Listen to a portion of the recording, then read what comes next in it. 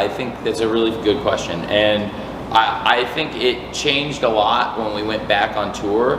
Partially, one of the reasons that you used to know everything going in was because we would tape it the next day. So that wasn't like weren't at, but I think to most of the people who'd be watching this, people might have had an idea, but during the pandemic, when we were in Daly's place, it was live on Wednesday and then we were taped on Thursday. So it was a very different cadence and style. And then also Thursday, like I would have had 12 days to put everything together by the time of the next show. So it was different and it was really great.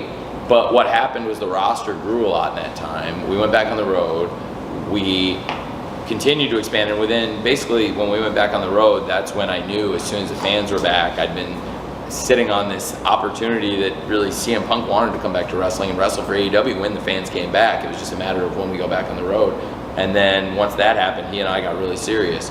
And then all of a sudden, Bryan Danielson and Adam Cole were up, and that led to All Out 2021. It's crazy that at the end of the summer, it will be a year since that, but right now is a year that we've been back on the road this week. Blood and Guts represents about a year back on the road, almost exactly. And it's been challenging with all the injuries, but I still look to long-term solutions, long-term ideas, long-term thoughts. And if you look, like Moxley and Tanahashi, even though it wasn't the original plan for the show, that's a long-term story that had been going for years. And I was thinking long-term when I didn't want to do Mox and Tanahashi last summer.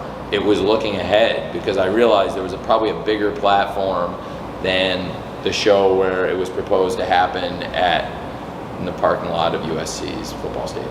And so I thought there's a better place for this, and I'm going to be involved with AEW if that's going to happen, Mox and Tana. And that was, it came close. The winner of Archer and Moxley was going to defend against Tanahashi, and Lance Archer pulled out his biggest win ever in the Texas Death Match at Fyter Fest in Texas. And so I was saved by the bell. But I think that it was, like John said, it was for a reason. Like we held it back for a reason.